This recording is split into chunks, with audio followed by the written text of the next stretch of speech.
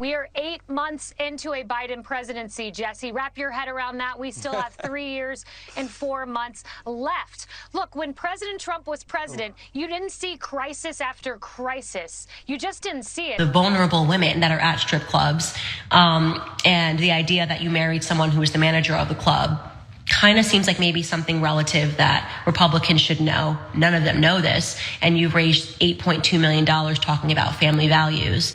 Have you been wondering lately what some of our favorite right-wing women have been lying about these days? No? Well, a couple of them are making headlines this week for bizarre and entertaining reasons, as they put their own spin on narratives that are blatantly false to maintain their following. But now that a defamation lawsuit is on the table, could the Republican media strategy of lie, lie, lie finally be in danger of facing material consequences? Former Trump press secretary Kayleigh McEnany is making headlines for saying that the United States didn't see crisis after crisis under former President Trump. First, I think we should all just take a moment to laugh about the utter ridiculousness of that statement, but I will say that in her defense, it's fair to say that his entire presidency was more like one giant crisis, but I don't think that's what she really meant. Also facing another crisis of her own is conservative favorite Candace Owens. Candace Owens is once again in the headlines as she's being sued for $20 million by a former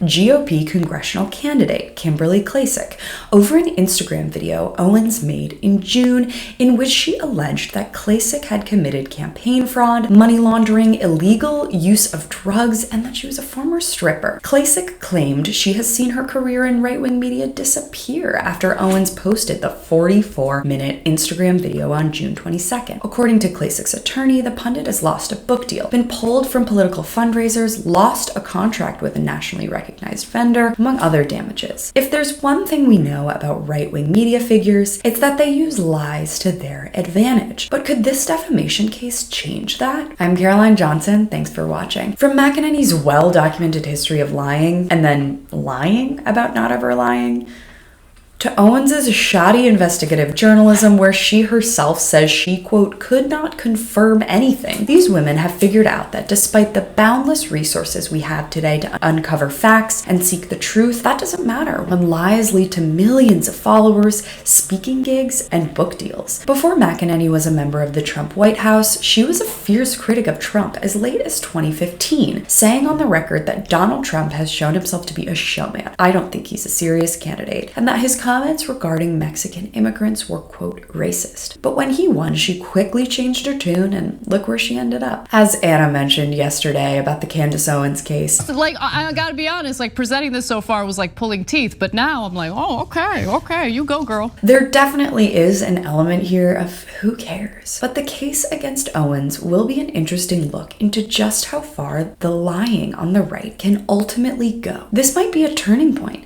If the right is being held accountable by their own for lying, and Klacik ends up winning significant damages, could this signal the downfall of the right's trusty media strategy of lying through it all? Or is it just raising the profile of all these Republican women? As Kayleigh McEnany proves, lying about the political realities of our day is one way to shoot right to the top of the Republican celebrity charts. What do you think the lawsuit's going to prove? Tell us about it in the comments below. And as always, you can follow me on all platforms at Caro Johnson 917.